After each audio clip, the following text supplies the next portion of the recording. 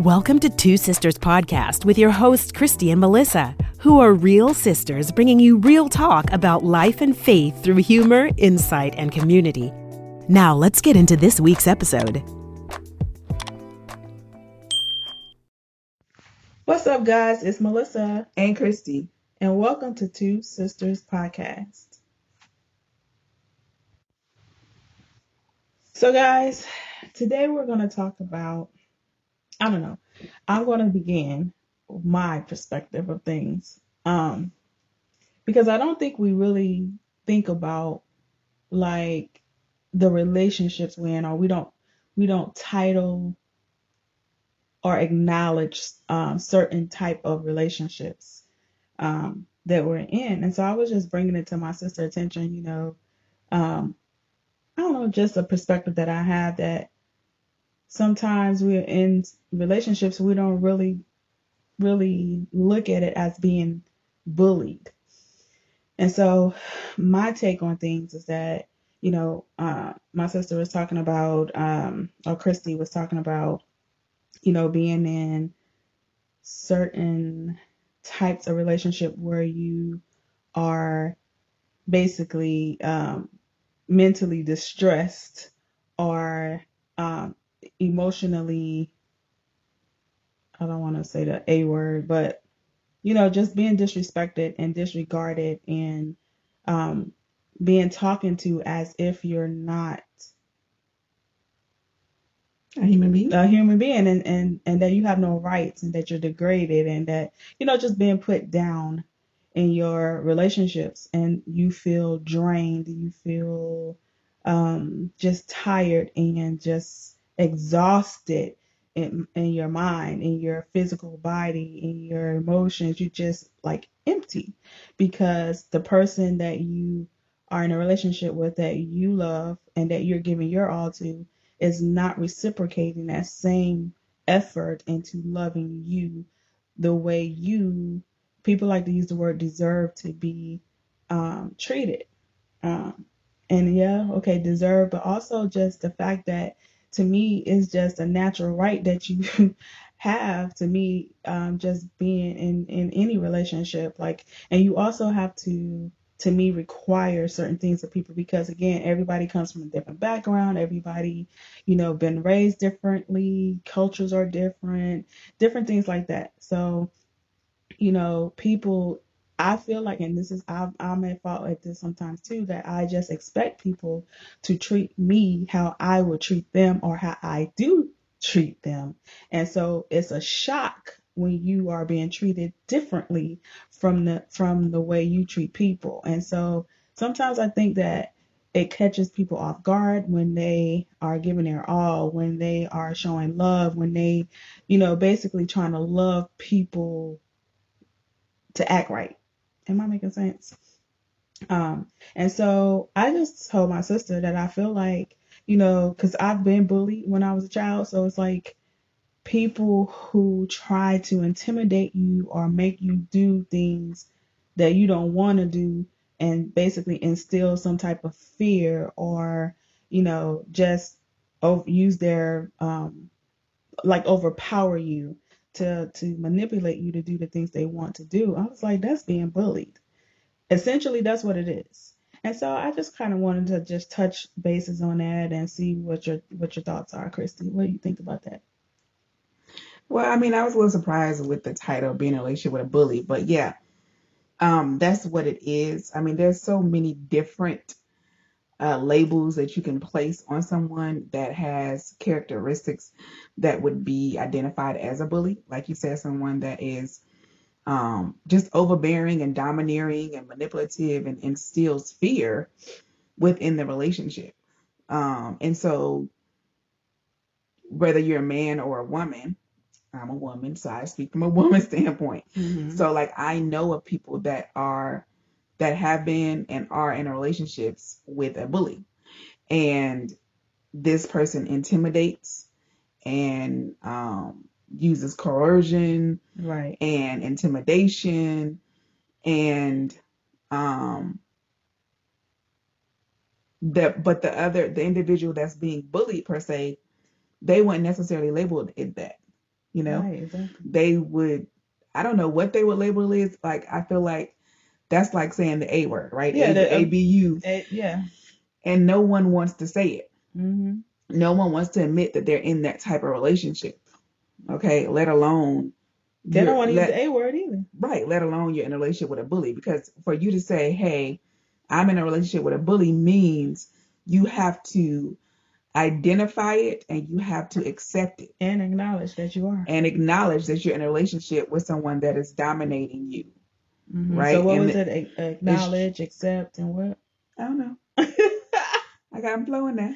Okay. So, but the main point is you have to face the truth, right? Right. If you labeling somebody a bully and you're in a relationship with them, then you have to face the fact that you are being bullied, which is a whole nother, people are in these relationships Right. because they're not labeling it what it truly is. Right. They're excusing it. Yep.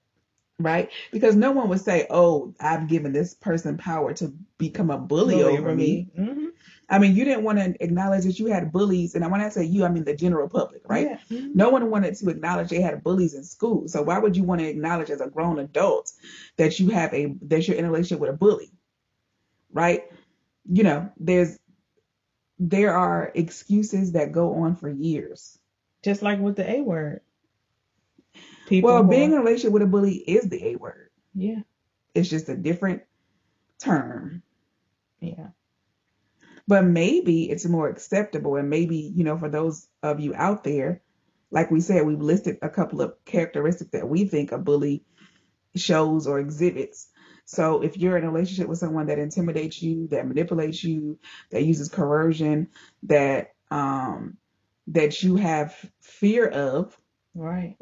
Mm-hmm. And it might not be necessarily physical fear, but like, are you scared to mentally distressed? Are you scared to tell them the truth? Yeah. What are their reactions when you tell them the truth? Or is it anger? Is it rage? Shame? Is it flipping the script on you and making you seem like you crazy for telling the truth? That's a bully. Yeah.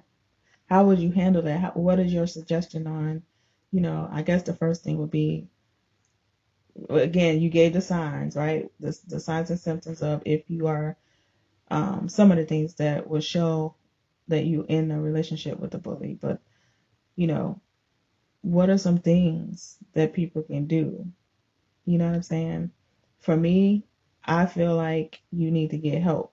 The first thing is, like she said, you do have to acknowledge and accept. And the accept part is a lot. That's a loaded word for me because it's like if I accept it, it's like I'm staying to accept it. You know what I mean? Like I don't want to accept that I'm being bullied. I want to acknowledge the fact that I'm in a relationship that person is bullying me, but I don't want to stay there.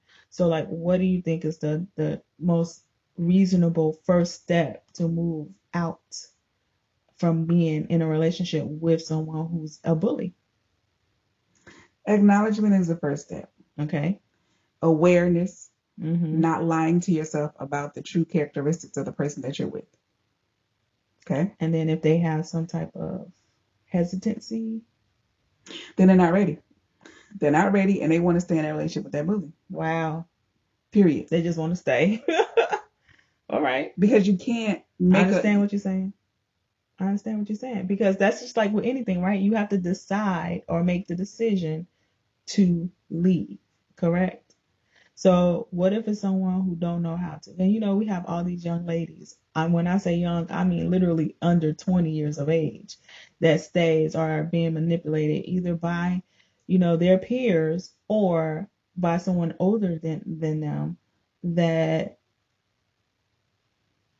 is, I don't want to say brainwashing them, but just the fact that their naivety. They're just naive. They don't know themselves. They don't, you know what I'm saying? Like, so what's the step out?